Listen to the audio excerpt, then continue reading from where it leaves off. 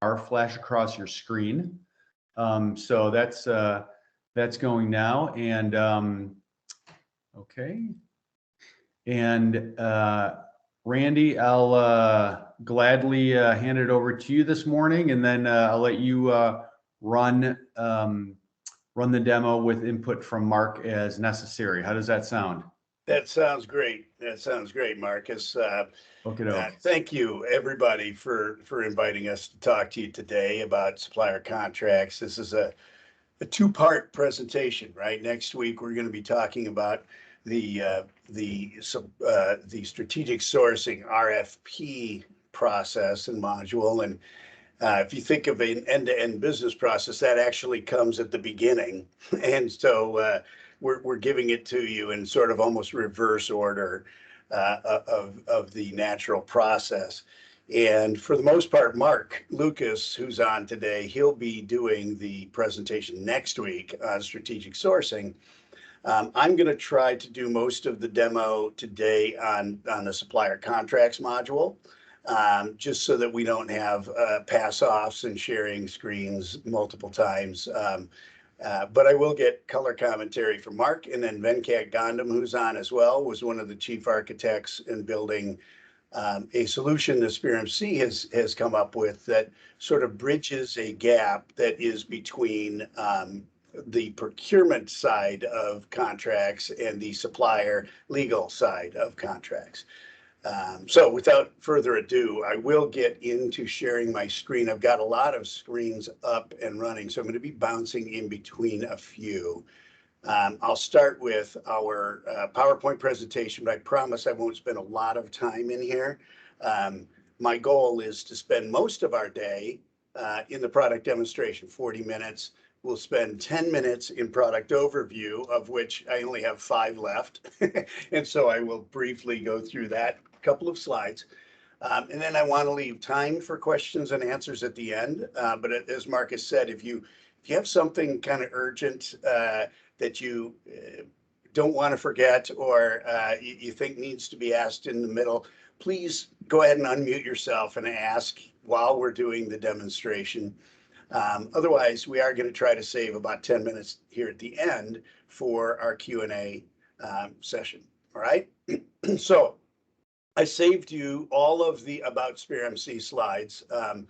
And if you need them, we've got a wonderful website that explains our entire organization. But suffice it to say, we are a PeopleSoft focused consulting organization, full service across the board, managed services, implementation services, hosting, and product development, where we see there are gaps in the Oracle delivered product line. One of them, the aforementioned bridge between procurement contracts and supplier contracts. Okay, so the tool that we're going to talk about mostly today is the tool that is called Supplier Contracts, that gives you a contract repository of the legal documents that you have between your organization and your third parties. One of the awesome features that comes with PeopleSoft supplier contracts, there's actually 2 awesome features among many, is its integration with Microsoft Word, so that you can do all of your collaboration, and then integration with electronic signature processes. A DocuSign and Adobe Sign are the 2 that are delivered, that allow you to take that full legal document that's been authored, redlined, collaborated, and finalized, and then finally fully execute that document through the electronic signature process, all integrated in PeopleSoft. So the status of the document gets updated as signatures are completed. Okay. These documents, by the way, if you're and you are on the latest and greatest versions of PeopleSoft, where you can deploy Elasticsearch, they're stored with metadata tags, and even the ability to do Elasticsearch for words within the attachments, the documents themselves, making the search for document information, contract information, and various contracts across the board much more Google-like, if you will. Okay, so that's what we're going to be getting into. Here's a very, very brief process flow that I think is what you guys at AgaCon are interested in exploring, right? And I know this is a basic one, and there's nuances within these that have branches, but at a very simplistic level, when you want a contract, you need to first determine if one, whoops, if one already exists, okay? And if it does, great. Then you can just spend against that existing contract. But if it doesn't, then you have to decide, well, does it require an RFP? That's next week, right? Is there a strategic sourcing event that has to happen that then we can rely on the multiple bids, awarding of the bids before we then turn it into a contract, okay? If a contract is required, but an RFP for some reason is not, it's under the threshold or whatever your rules are, or if a RFP is required and we complete that, then we can finish the questionnaire where we go through and create a procurement transaction against that contract, okay? So there's this bridge that's happening from the legal document where yes, a contract's required, and we're going to create that contract, okay? That contract is going to then ultimately go through the process to become a PO, either through a requisition or direct release from that contract, okay? So you got a legal contract, it goes through the entire process of collaboration, finalization, signature, then you flip to the transactional contract, which is a procurement contract, and decide if you're going to create requisitions against it or just issue it as a single standalone PO for the full amount of the contract. All right, that's the product overview.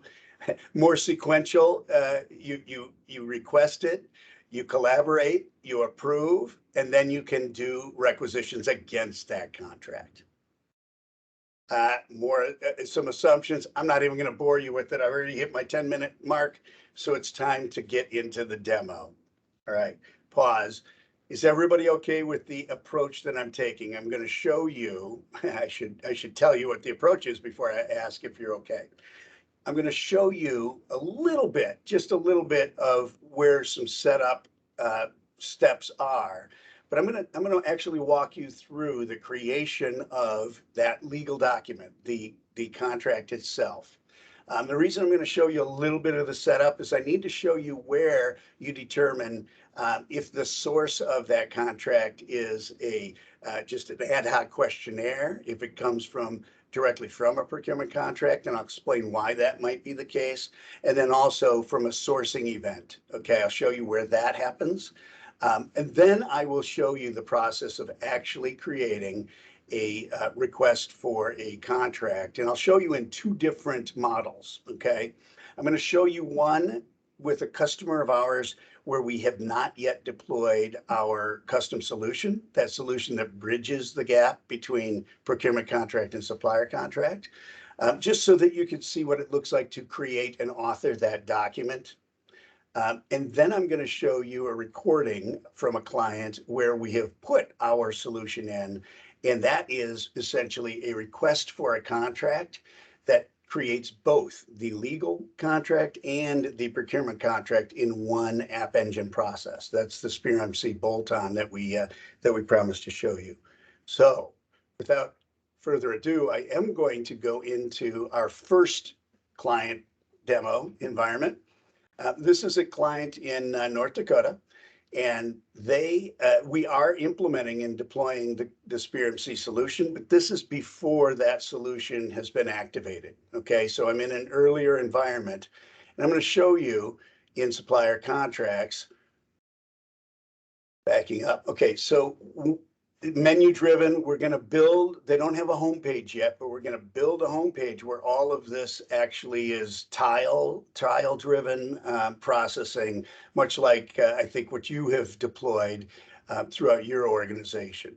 Okay, the setup happens here in setup contracts and in the maintain contract library. Okay, this is the more generic setting up of your business units and the processes behind it.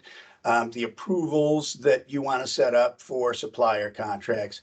And this is where you set up the structure of your contracts, the contract library, the clause library, and how those clause libraries come together in your questionnaire wizards. Okay, so these are the two setup areas that most projects are going to spend the majority of the time in these two menu options, getting the system configured. Once you've done that, then most of your time in maintaining the clauses would be here in the managed contract library, where your legal department would be updating each clause anytime something changed, an insurance requirements or any type of legal language that for one reason or another is going to be changing in all future documents. That's where you maintain it in the contract library. Okay, once that's all set up, then we get the ability to create our documents, and that's what I'm going to show you. There's really two places we can go to do that.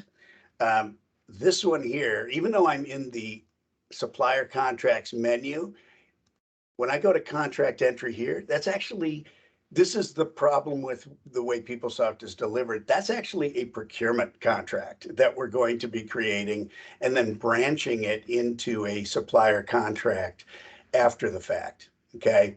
I thought I might show you that as the delivered function, but I don't think, enough time to actually go through that process. So I'm going to skip it, and I'm going to go straight to the request for a legal document, a supplier contract. And I'm going to do that from down here in the document management menu option. Okay. So when I get to the document management menu option, I'm actually brought to the add a document page. Okay. I need to give it a unique ad hoc ID, and ad hoc procurement contracts and purchase orders are the options for creating a document here. Why don't I go ahead and show you the setup page now that I think about it?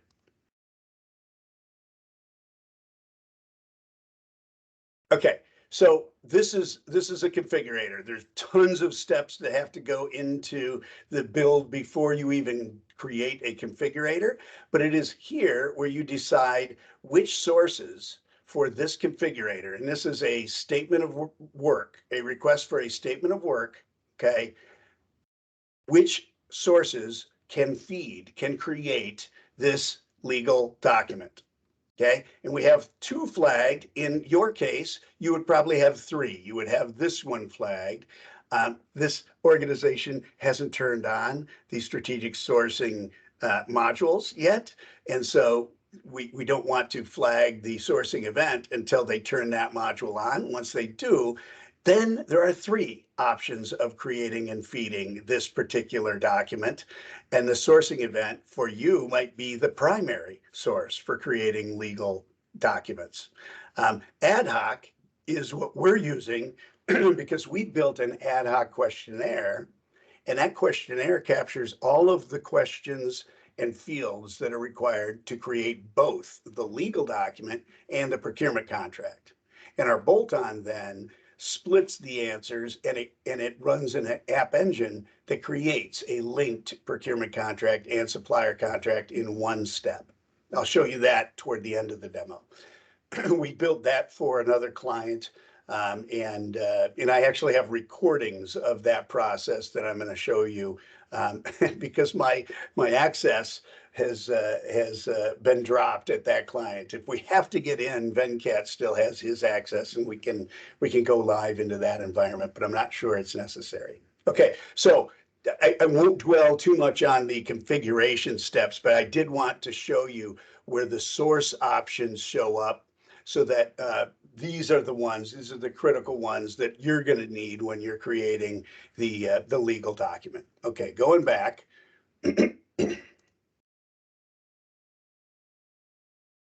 I'm going to, I think I went too far. Supplier contracts, create, and I'm going into document management. Again, if I go here, I'm creating a procurement contract first. And then I'm linking it to the supplier contract from there. If I go here, I'm creating the legal document. Okay, and I'm going to do that. The problem, this is just such a, I don't know what to say, but the problem with the way that PeopleSoft delivers this module is if you, as delivered, go this route, then I can't go back and I can't associate this legal document with a procurement contract. And the logic is backwards. I don't normally know the details of the procurement contract until I'm done negotiating the legal document. And so we believe you start here. And this is why we start here, but we built that process to link it back. I know I've probably belabored that point too much. So let me go now, and I'm going to call this test 003. I can't remember. This has to be unique, and I can't remember how many test documents I have out there, but 003 should work. And I will say SOW with Spear MC. Okay, our contract style is ad hoc. I know we saw the source transaction here. The style being ad hoc, it means I want to pull in the questionnaire that is associated with this particular option. And you'll see I get to pick the configurator option in the next step. Okay, so here I go. I'm going to add a document, which means I want to use the authoring capability. Now, the configurator ID, that we only have one. It's going to be a SOW contract. Okay, I'm the requester. Sponsor is not required, but we think this is a pretty important field that you would want to put in there. Who is it that is the sponsor of this particular contract? Department ID we have as an optional field as well. Some organizations require this. Usually if you pick your sponsor, their main department will default. I'm going to leave those blank just because for expediency. The expiration date, by the way, is typically a function of how many years this contract, or months or years, this contract is going to last. I'm going to say it's a 2-year contract. Okay, 2-year contract. There we go. Now, I have 2 choices at this point. Create document. In this case, because I'm doing a ad hoc document where I'm creating an SOW on this configurator, is going to take me through a questionnaire wizard, which has all of the fields that are the variable fields that decide whether a clause is pulled into the contract or not. Or the fields themselves are inserted as words, as placeholder words, as in the legal document. Import would assume that it's already negotiated on supplier paper. Whatever the third party is, they gave you the contract. And you can import that either as a draft stage, which means you still have the opportunity to collaborate and sign it, or you can import it as fully executed, which would end the process essentially and just create this transaction as a fully executed contract. And this you might do at the beginning when you're importing a bunch of existing contracts, but it's not best practice to import a fully executed contract because you lose the opportunity to have the system track the negotiation phase, right? The edits that are being made to the original source document. So we recommend you either import in draft or you create. Best practice is you're creating and you're using what your legal team has determined is the pre-approved clause language, so that if the third party doesn't have a lot of changes to it, the legal review is minimized. You've already reviewed what is being pulled in to your clause library. I'm going to click create.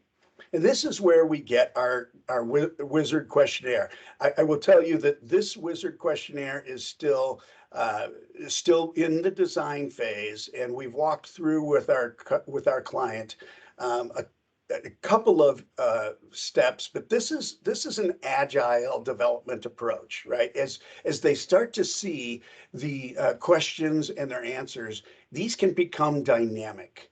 And we can say, oh, okay, perhaps what the very first question needs to be, is this going to be on vendor paper, yes or no?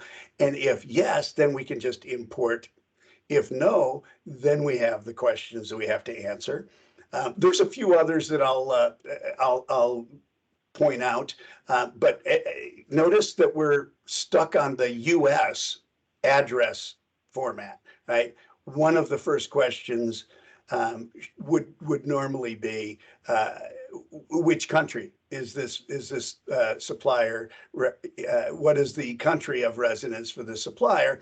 And the address structure would change based on the country of the supplier. Okay, so the questionnaire is very dynamic and changes based on the answers. You're going to see a more dynamic questionnaire here when I play the recording for our other customer that's out there, where the final version is actually their training recordings, and you'll see how the questions cascade. But I couldn't do that one live, so I'm doing this one live. I'm going to speak here. I apologize for you having to watch me type.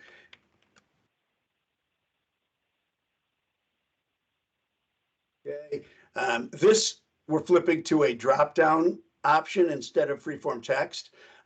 This is where it's going to say Supplier Management Consulting, Inc., and then we're going to have a question inserted here. What state is this entity incorporated in? And we will say a California. We don't have that yet. Corporation and our address.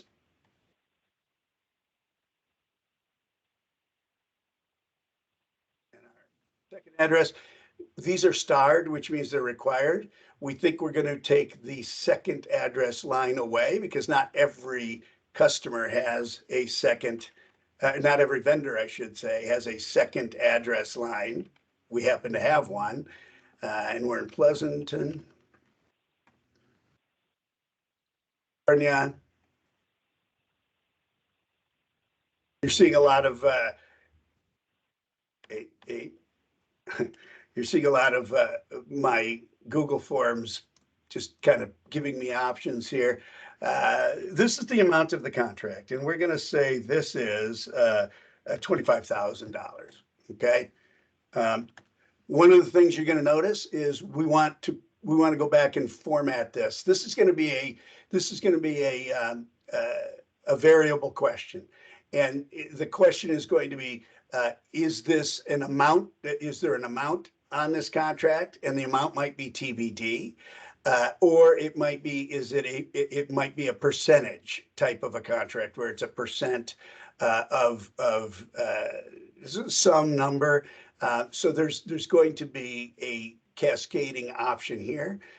We learned that in the first presentation that we did with our client, that it's not always a dollar amount, a US dollar amount that gets entered here. And these fields, you define the structure of the field. And so that's why if it's a numeric field, then we want to, or if it's an option of being in a numeric field or a percent or alpha for a TBD, for example, we want a question that asks which of those three then we display next. Okay, so what type of contract is it?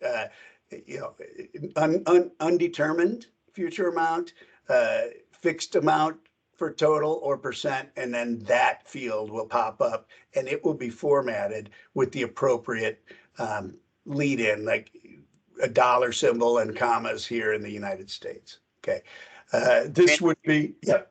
Questions come up. There's a question. What is it?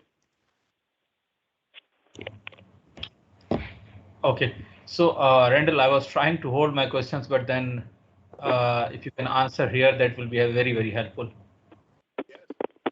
I'm listening. Okay, so generally what we do, we create or approve suppliers using eSupplier connection. And the question is that can we select a supplier from our existing supplier dictionary? I love it. That was actually the very first question from this customer was, look, if the supplier already exists, can we select that supplier? And the answer is yes, right? So literally, the first question is going to be, is the supplier already in our supplier master? And if the answer is yes, then you'll be able to select that supplier. And then these would be one of the address options that you could select from that supplier. Yes. Okay. Yep. The second question is, there are many questions we can see here. Few are relevant and few may not be relevant in our case. So I'm assuming we can customize this page based on our 100%. requirement. Yep. Every Okay. field that is on this page was inserted by us based on the sample contract that we got. So we got a contract from the client, and the client showed us where all of their blanks are that they have to basically fill in their current template. And those blanks became questions for us. Each one of these is called a bind variable. You set up that bind variable independently in the bind library, and then you link that bind variable to your contract. And that's where if you've got these bind variables, but they don't apply to your particular, then you would have a question that said, is this a US address? And if so, then you could pull in the US address information. Is that making sense? Thank you. Yeah. Our suppliers well now. Was there another question? No, not from my side. Okay.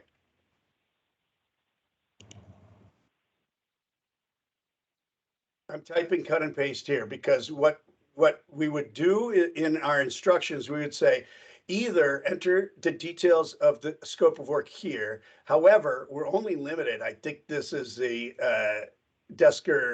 large Desker field. Maybe it's 256 characters. So here what we're going to do is we're going to create the shell Word document, and we're going to replace and paste in this details section literal details of the entire SOW. Okay. We couldn't make it any bigger than that, and it doesn't bring it in formatted. So this is a typical section that you cut and paste from, any, or it comes from, if you did the full RFP cycle, it would come from the RFP itself. Okay. I'm going to pick the effective date. These are additional fields that we think are capable of being brought in. The effective date of the SOW was a question that was asked earlier, so we're going to just default that, but allow the user to change it with this particular client. Additional extension period. This is how many periods, and you define what a period is. This is a year, right? So we're going to say 1 period.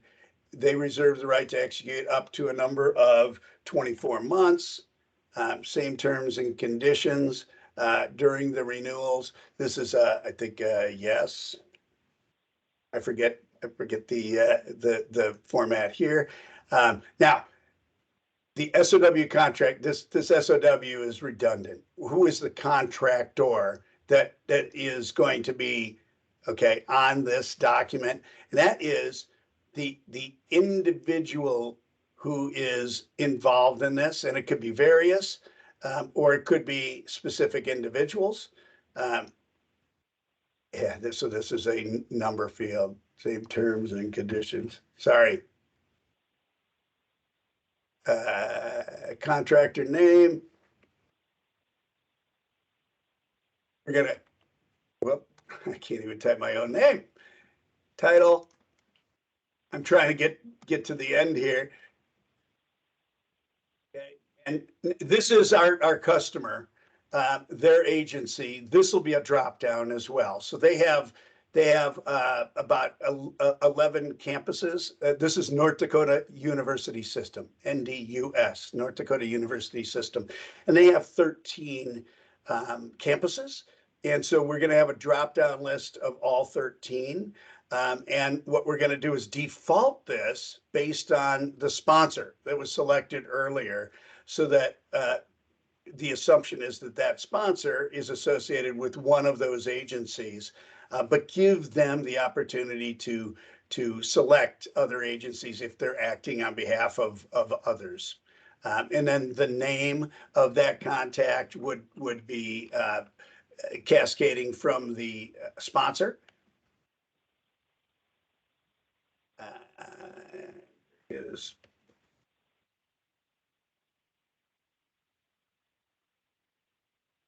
and I can't remember their address, so I'm just going to do this.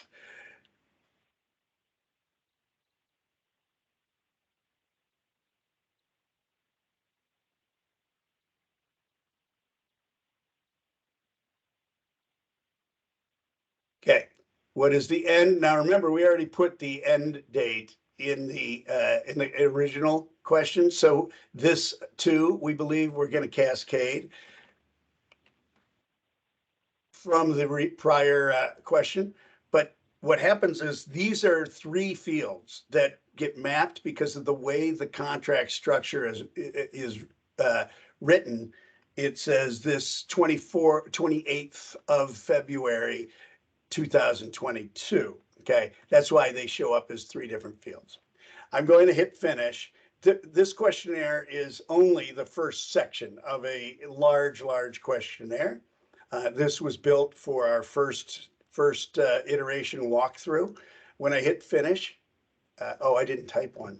Sorry. Again, that'll be a drop down. I'm going to hit finish, and what's happening now behind the scenes is we are actually authoring a Word document with the answers to all of the questions in the questionnaire. All right. Let me show you what that looks like now. I have to go to the folder and open this with Microsoft Word.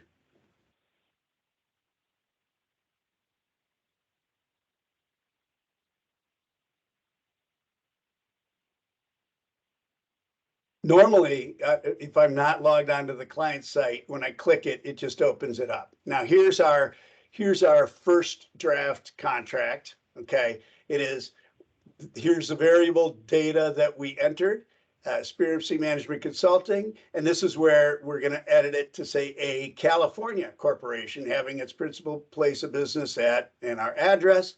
And you can see down here an unformatted dollar for the contractual amount.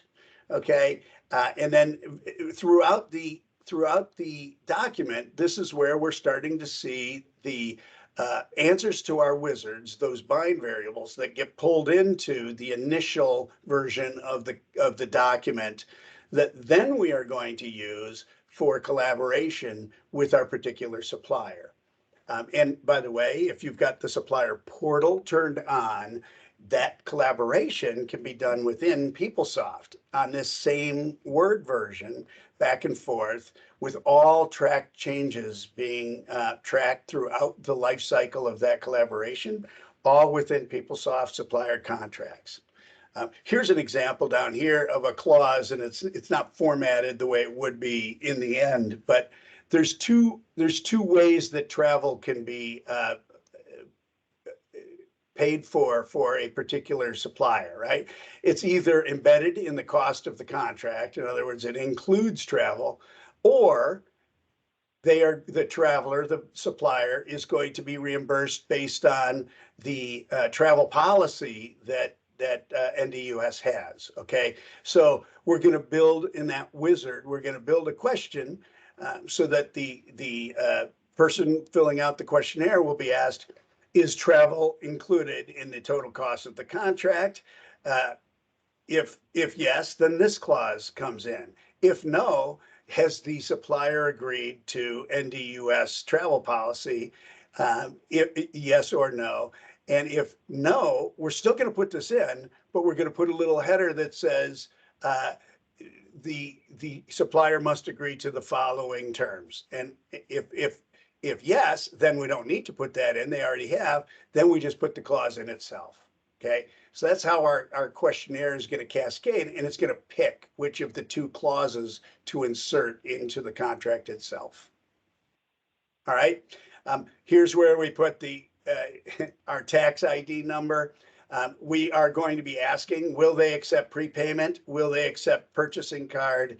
If the answers are no to these, then we will strike those from the contract itself before even inserting it into the document. And here's the terms of the document itself. And then we have here how many options we have to renew and how many months we can renew.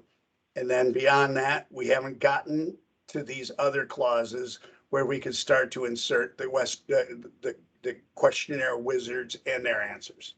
That's how far we are with this particular client. As you can see, it's an iterative process.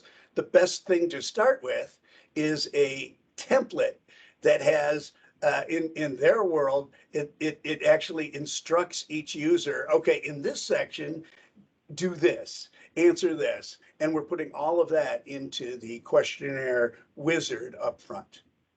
Okay, so I clicked view this document. Where am I click, there you are. I clicked view this document. If I had clicked edit, what I'm doing is I'm checking that document out and I'm actually making changes, red line changes to this XML document. And then I'm going to upload it. And when I upload it, the version is going to be updated and everyone in the collaboration cycle is going to see how much has changed, what changed, and whether they want to add their own changes in the collaboration cycle. And you can include internal and external collaborators in the cycle only if here you have turned on the supplier portal. And if the supplier portal is on, then you are able to route internally. That is, in our case, NDUS collaborators first, and then route externally, which would be the third party, the supplier. Or you can do that first, and then once you get the supplier's updates, you can route internally. Everyone can review what they suggested, and agree or disagree. Once you get to the final stage, you've ended collaboration. Then you come down here and you prepare this document for signature. And that's when the document is converted from this XML format, Word format, to PDF. It's locked down. And the only thing that can happen now is it can be routed and either signed or not signed, but not changed any longer. There's no more collaboration. There's no more redlining at the signature stage. And then we track in the signature stage who's signed, who hasn't, and when all parties have signed that are required, the document itself flips from draft to fully executed. And the only thing you can do there is amend it. There's no more changes available because we're fully executed. All right, that was all supplier contracts and how we create the document and collaborate on it. I do have some recordings of what it looks like in our other client. Let me see if I can, whoops, bounce. All right, hold on. Yep, here. I'm going to play this. If it's all right, are we okay right now? Or do you have any questions? Randall, this is Amin Khan. Hi, thank you. It was Hi a there. great demo. Yes. Just wanted to ask a couple of questions. You did ask about the bind variables and cascading questions. So I just wanted to, have some clarity. By cascading questions, you are suggesting that we'll be able to change the next question based on the answer that was given on the previous questions. That's absolutely correct. And this is something that is available as a deliver functionality, Yes. or this is something that, okay. 100%. One more question in relation to this, the similar functionality, is it available for the supplier profile questions or no? Not so much. You're talking about registration. Exactly. Um, Onboarding. No. So how do I answer this? The answer is it's the registration is a delivered activity guide. And Mhm. activity guides do have the ability to have questionnaires that are dynamic. But it is not the same wizard technology that we're using on the supplier Apply. contract questionnaire. Okay. Sure. Yeah. Thanks. And Yep. I think before you move to the demo, is there any? I think this is something that we can cover in training, so that's fine. Please go ahead with the demo. Okay, I'm going to go. These are really slow because they're meant to be training. So I'm going to try to speed it up, but I apologize.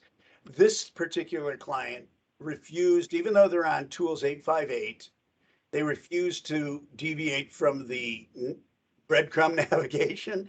So they've customized that. But see how we've got a very similar process. In our case, we had 4 document types. Let me back up 10 seconds. We had business BAA, that's a business associate agreement that basically makes a user sign off that they understand that they're going to have personally identifiable information access and all of the HIPAA requirements that exist. We also created a non-disclosure agreement, SCA, you might call it an MSA. So this is a standard contractor agreement. These 3 documents are at the supplier level and they are overall governing documents. They themselves don't result in a procurement event. They're basically used when you onboard a supplier. Okay. The one that requires a purchase order is this request for a new contract. And this option is the one that we link to. When you select that, the questionnaire wizard is very, very long and it captures the information required for both the supplier contract and to create the procurement contract behind the scenes in our one application engine process. Okay, so this particular demo we're showing creating the new contract itself. We're adding a document. We have a number of required fields that are basically header information fields up front. The other 3 didn't require a vendor ID. This one does because this one requires a purchase to happen. And when the purchase happens, you have to have a vendor. So this one requires the vendor. I always pick Spear FC. It's going to go slow. So I'm going to maybe fast forward just a little bit so that you can see that we create. By the way, we also need a purchasing business unit and an NCHS. This is Nicholas Children's Hospital down in Miami, their location. This was phase 1. Phase 2, we're going to default the location information into the questionnaire. We're going to default the requester question information into the questionnaire. None of that's quite built yet. It's all happening as we speak in phase 2. There's the contract value. Okay, so this is the cascading questions that happen in the questionnaire. You might not see them just yet. These are the types of questions that are answered. You actually can't see the questions cascading below. Let's scroll down. This is who's going to sign first. And essentially what happens here in the vendor, yes, no. Oh, pause. Oh, you're not seeing any of the cascading. Unfortunately, I didn't realize this. It's below the scroll bar, all the cascading changes to the questionnaire. Oh, shoot. I apologize for that. I thought you could see the questions pop up. All of this information was not there when we initially went into the questionnaire. This is hidden. This is hidden now. This is all of that location. Once you select it, it gets pulled in automatically. So we don't need this runtime and auto population. Okay, I'm going to pause. I think we do have one now where is this a hospital or non-hospital request? Once we answer this, it's going to give us a different series of questions that we need to answer. So hopefully that pops up and we can actually visualize that. We said yes, and boom, there. Now we had additional questions, the products or services being provided, whatever that question is, who is the entity that is providing or receiving. So these questions, when they are answered,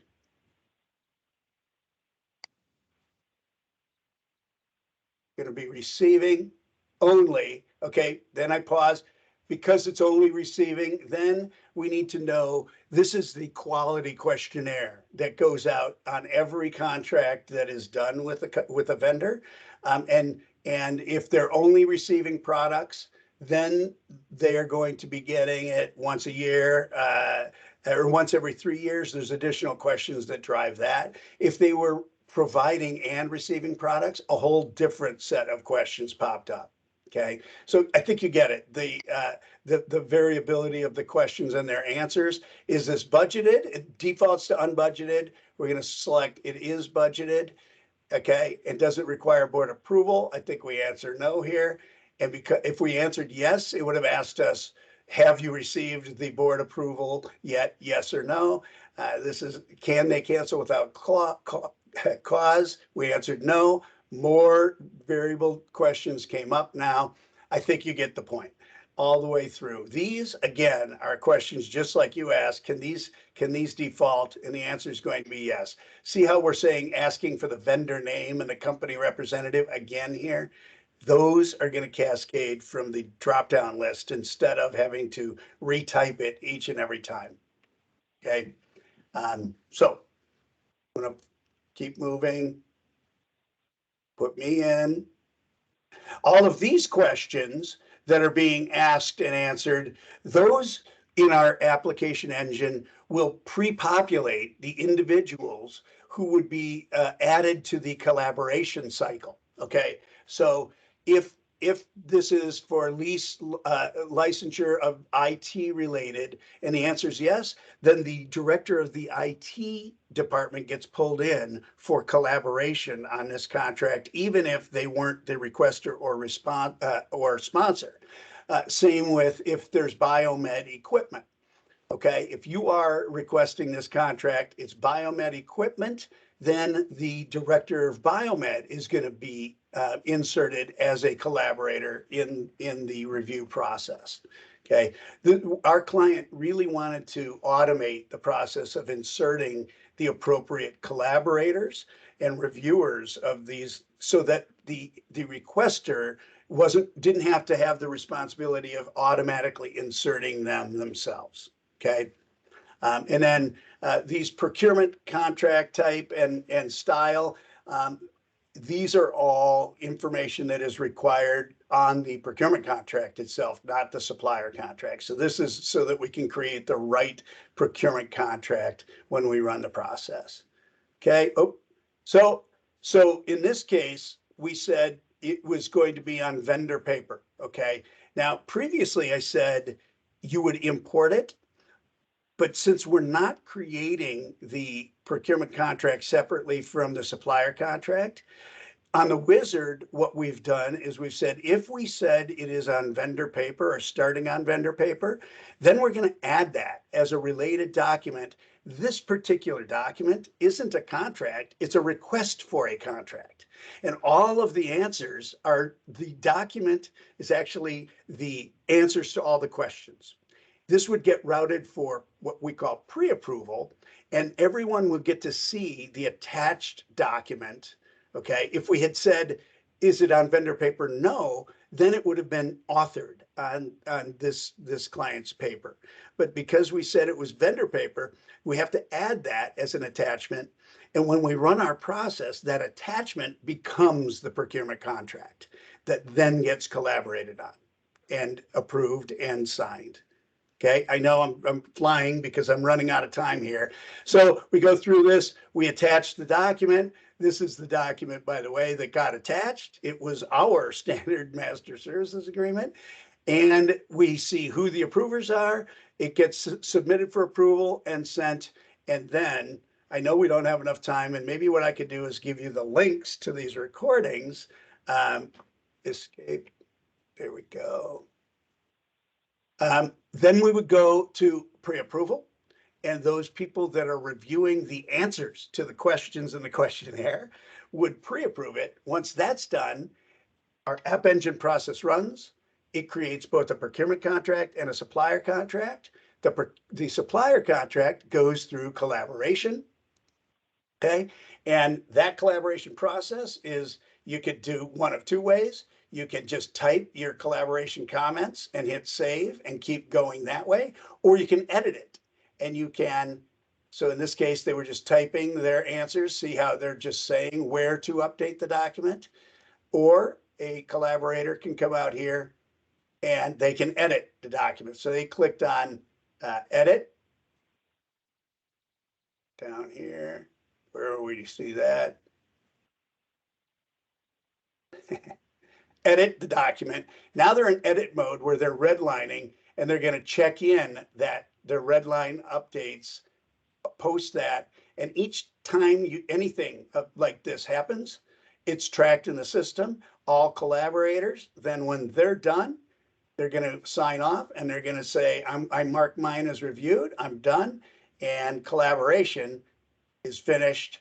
And we can then take that document, send it for, in this world, they wanted to send it for internal approval before it got sent out for signatures. In other words, everyone who was involved then approved that and validated that the final version of the agreed to contract is what is showing. Once that approval happens, then the signature cycle happens. And I've got more recordings of that process. In this client's world, they did the signature process with DocuSign. Okay, so it got, well, I might as well. I'm going to fly again. They're logging in. It's prepared for signature.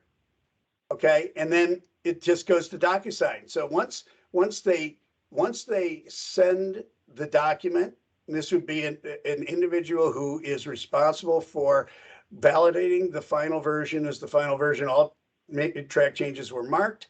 They hit send, and then it actually through DocuSign gets emailed.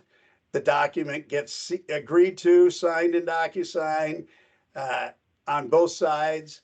And once it's done, it's fully executed. It gets dispatched. And now, once it's fully executed, we've got both documents, the legal document, the procurement document. I could start executing requisitions, purchase orders against it, or I can release the entire contract to a single purchase order. Ooh, I said I'd have 10 minutes for questions. I have 4.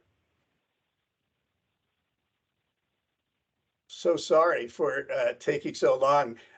Let's open it up. Any questions out there?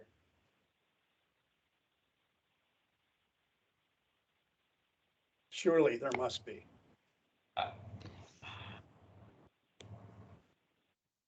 Hi, Randall. This is Ijaz.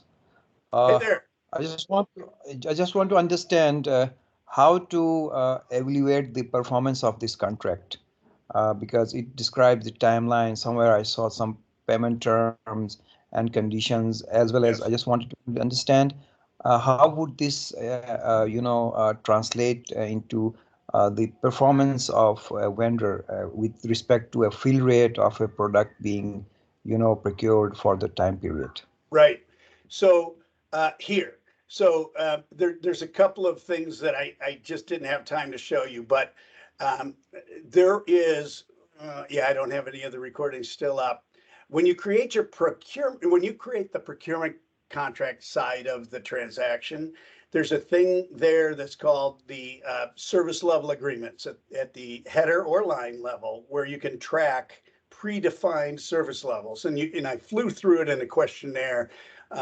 This particular client, Miami Children's, they call it the DNV, and I don't even know what those 3 letters stand for, but the DNV process. And so when we pick the DNV classification, That's where it decided which service level agreements that they were going to track on the contract. And it could be anything that are transactional, where you can track, on-time delivery, you can track accuracy of the vouchers to the POs, or you can simply send a questionnaire to the sponsor and the requester for their evaluation of the supplier's performance. And that's all done through this monitoring the agreement statuses. Okay, so we're going to run a process, and that process is based on whatever SLAs were set on the header of the document or at the line level. Well, actually, I take that back. The first thing we're going to do is update procurement info so that all of the information, the on-time delivery, the accuracy, all of that, the number of returns that you had to have, all of that gets updated into the procurement info for that contract. Then we're going to update run the process to monitor the agreement compliance. And if it's questionnaires, then the person answering the questionnaire is going to review the agreement statuses and update the agreement statuses themselves, right? They're going to fill out the evaluation, and then you can report on the overall quality review for that particular vendor on that particular contract. So those quality reviews are at a contract level. They can be aggregated for all contracts for a particular vendor, but that's as high as it goes at the vendor level, and the evaluation is at the contract level. Thank you. I hope that helped, and I can show you in more detail that process and how it looks. It's set up at Nicholas Children's. Maybe Venkat, we can do that on another presentation, but I've run out of time, and I apologize for that. I'll stick around though for other questions.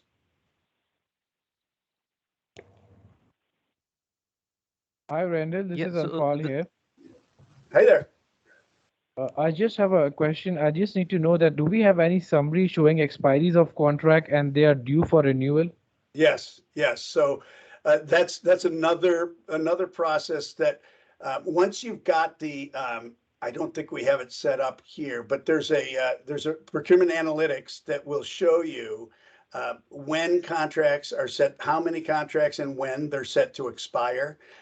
And you could set your notification so that it will tell you, hey, it's within 3 months, or you're within 80% of the total spend threshold, or both.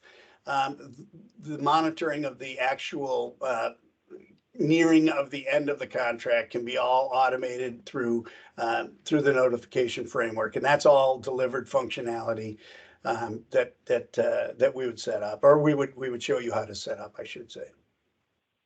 Okay, so one more question I have is that the user will raise the online requisition, like they will share the scope, the BOQs, the drawing through an online system, and this will come to procurement? It will be, yes, but it won't be a requisition. It will be a request for a contract questionnaire, more like an activity guide, a guided process than it is a requisition. Okay. Okay. Okay. You can create a requisition for these, but the problem with creating a requisition is the procurement contract system doesn't have a source to create a procurement contract from a requisition. It's crazy. So that's why we built all of that from the questionnaire, because the questionnaire was so dynamic.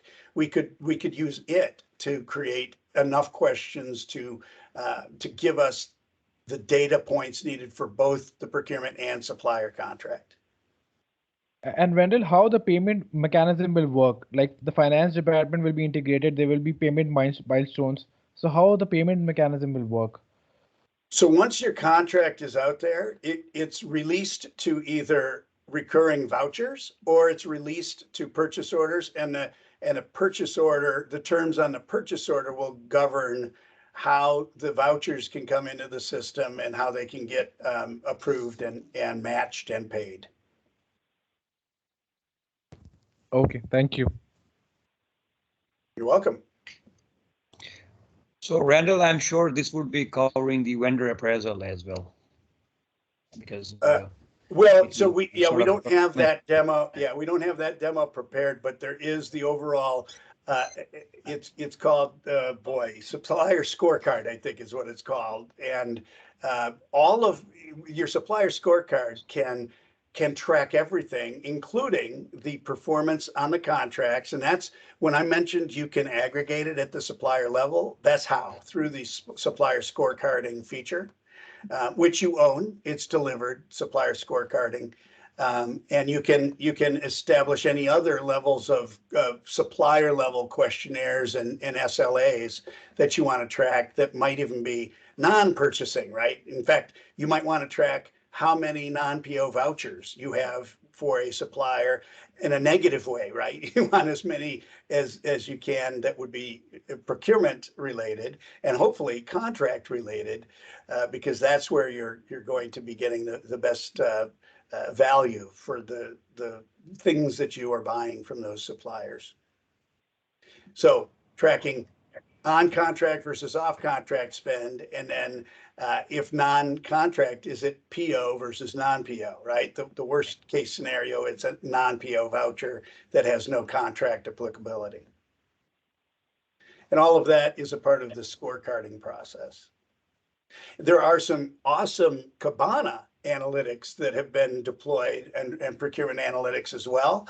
I don't have my Kibana expert on, but if you're interested, we could show you the delivered procurement analytics that are really starting to give some great intelligence for the procurement cycle. The critical piece of that always comes down to using procurement contracts as a part of your purchasing solution, because that's really the tracking mechanism when it gets down to the transactions.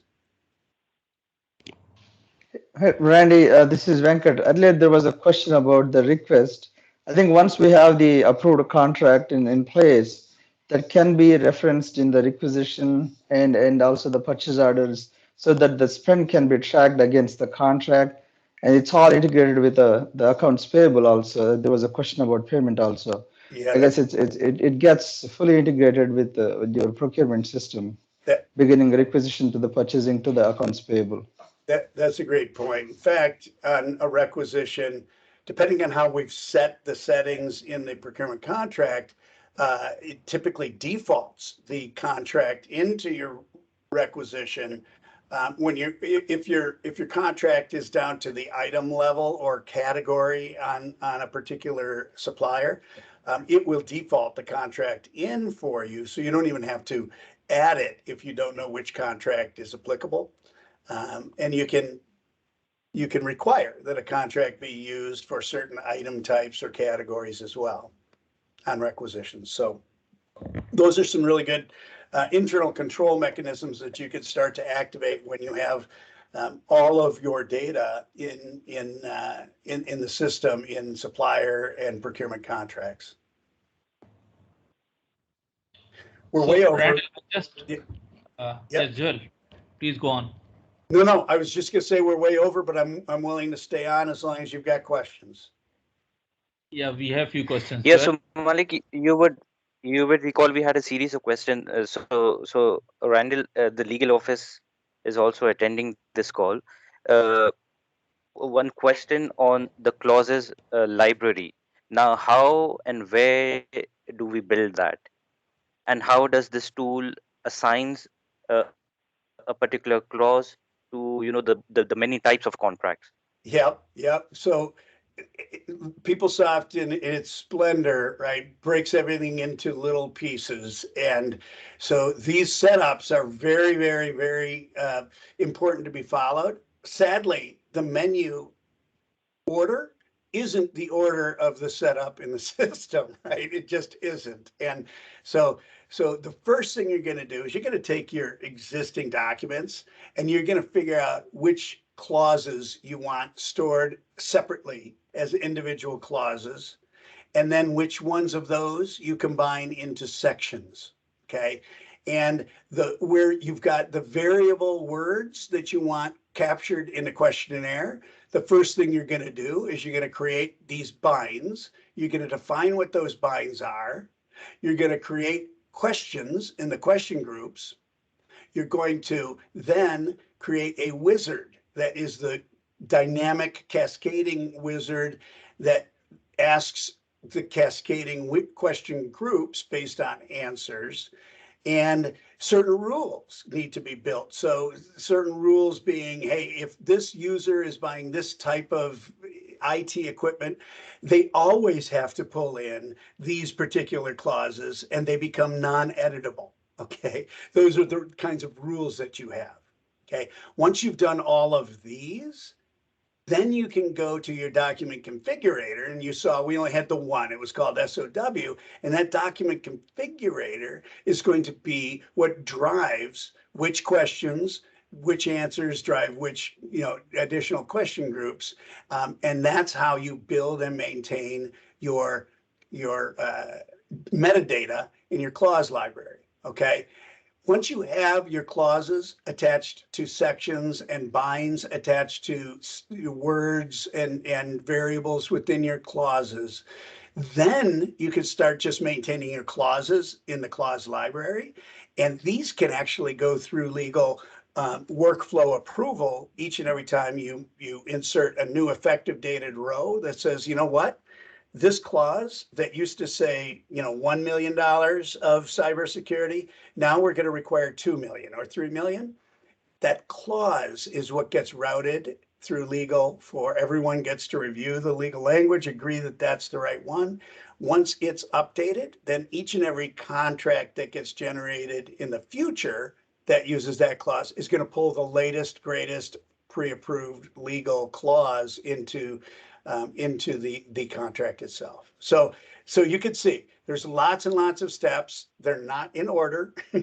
You'll learn when you go to try to do a rule, for example, that the rule has 5 fields that are required, and they're all lookup fields, and they're all things that you either hopefully set up already or will need to open a new window and set those up and get your full contract library, clauses, binds, and question groups pulled together. Okay, so we need to build that from scrap, I believe. You can import, and this is a starting point, but it's not a miracle here. You can import your clauses and your sections. So you've got Word documents that you're going to import. That is your starting point of your clause library. But literally it is just a starting point. You're going to see that that's a little,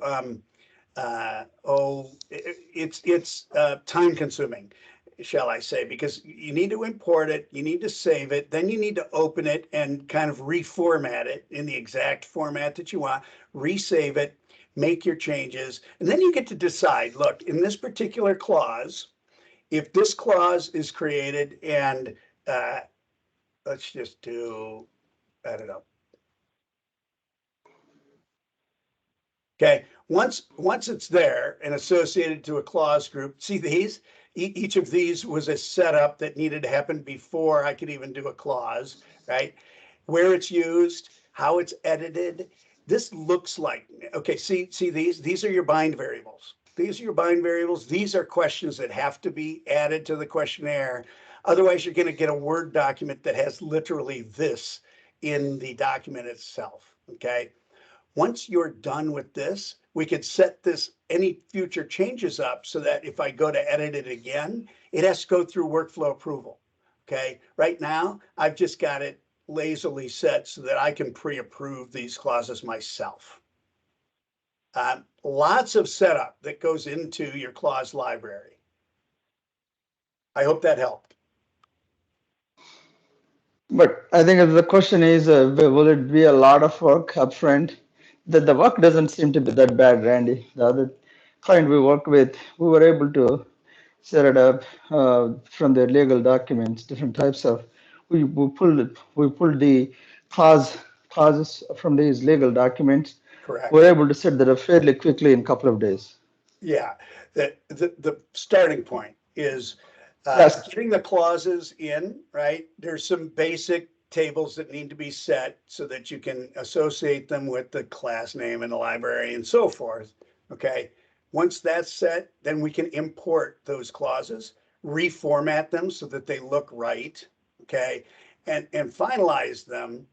And then the steps are, how do we want to, which ones are variable binds that we need to update with these bind rules, right? And which ones are cascading clauses? They need to be separated so that it's an either or gets inserted, but not both. That travel example is one. And we need to make sure that we have a question in the questionnaire that drives the answer to the either or. And that's kind of the iterative step that takes. So once you get these clauses in, you can start to play with that wizard, and that's really where the fun comes. And look, you can go live with a few basic contract types and start to add to those contract types over time. You don't have to do everything all at once. In fact, most of our customers will do this for one of their I think particular that's how areas. it should be approached. Yes, I think it's exactly, well, the way I don't know that it's possible for an organization to come up with every contract type that they actually have and have the variables that are needed. I've never seen it. And so I've seen, usually IT is one of the organizations within an entity that do a lot of contracting, that have great examples. But there are some standards, right? Like a non-disclosure agreement that's very easy to get started with. The vendor onboarding documents that are required before you can ever even execute a purchasing transaction. Those are all documents that really lend themselves to being created on your paper with your terms and conditions. And actually not a whole lot of answers to the questionnaire are needed for those types of contracts. And we've also, for those types of contracts, determined that we don't want to be selecting from the vendor dropdown, because those are generally required before the vendor is officially added into your vendor master. So they get added only after we check the box that they have a master agreement, they have a non-disclosure, and a thing called a BAA, a business associate agreement, all in place before you're even allowed to do a contract for purchasing.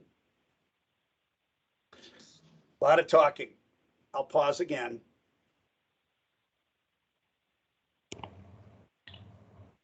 So, Joel, do you have more questions, or someone from legal team would like to ask more questions?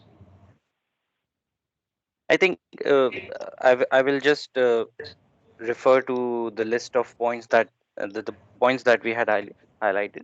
Uh, the vendor name. So for example, if we have a department, say research or administration, their suppliers or their the service providers there, can we link it up in this tool, or this one is only for procurement? You can link it. So are you saying they have their own list of vendors? Are you doing that by set ID or something? They they No, they might Randall, be they having don't some have sort set of ID. ID because the payment. No, Joel, sorry to cut you. The set ID is something that Joel is saying that do we have a segregated set of vendors? That is not there. The vendors that we deal with or who the payment is done with, they are on the same set ID. But there are certain vendors that we don't do payments. They would provide services based on some research. So they might not be part of our, master supplier master, but they would need to be, kind of linked on a contract so that they can give their feedback and stuff like that. Noted. Here's what we think we're getting to up at North Dakota. We're going to have an initial question way at the beginning of the questionnaire that asks if the vendor is already set up as a vendor in the system. And if the answer is yes, then we'll be able to select it. But if the answer is no, then they'll be able to type in, just like we did in the questionnaire that you saw. They'll be able to type in freeform, the name of the contracting entity and the details, rather than selecting it. So the only time you would select it is if it already was a vendor in the system. But we're going to give them the flexibility to not require it to be set up in the system so that they can, maybe it's the first time ever we're doing something and they haven't quite finished the onboarding process as a vendor, but we want to start the process to get that contract ready. So as soon as they are, we can issue a PO. Then you would say, no, they're not, and I have to enter that information so that it populates into the contract. So Rand, just to clarify, I think, and this is for our legal team's consumption as well. If a vendor is not already created in the system, it would be a free fall text field, which obviously you would not be able to track if only free fall contracts have been created against that particular person in terms of vendor related attributes. To be able to do the performance, I think Randall, please jump in. You would need vendor to be defined in the system, correct? Yeah. Now there is a way, give me a second. I know I'm so far over. Is it okay if I keep going?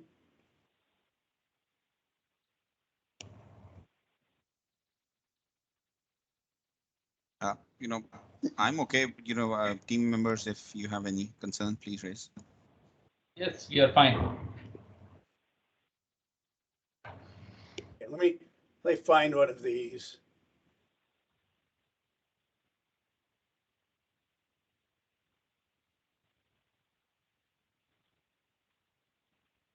I guess I didn't finish this questionnaire. Not quite what I was looking for here.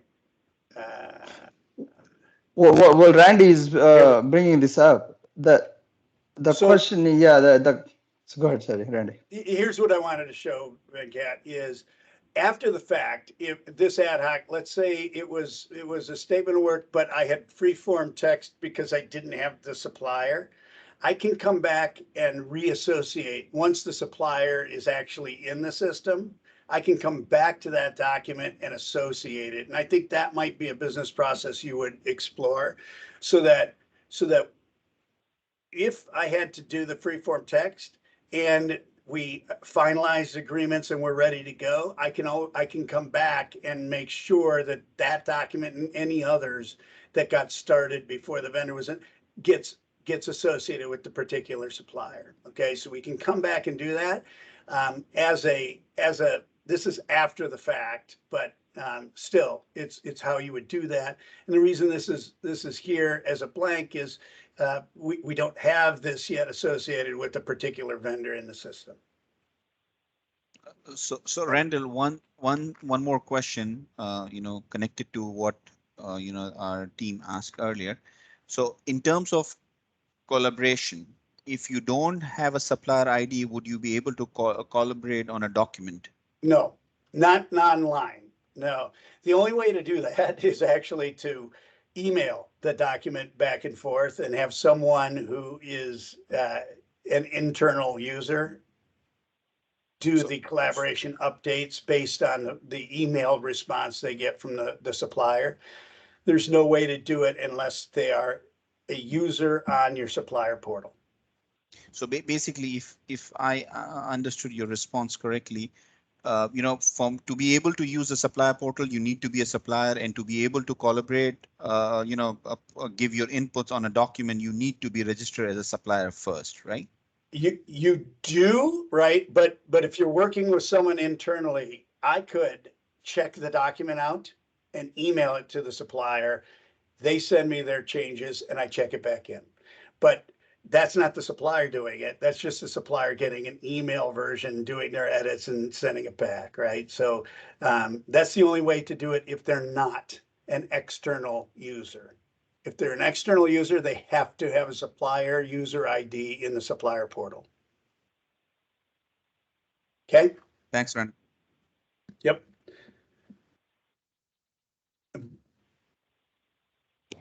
Down at Nicholas. So, in a Miami. relatively simple question. Yeah. Go ahead. Yeah. So, again, from the legal office, can we use this tool simply? We build the clause library, we assign the relevant sections to a particular type of a contract, and we simply use this tool for contract generation, through the Yes, wizard that you showed us. that's best practice. Yes, Okay. that is what we hope you do.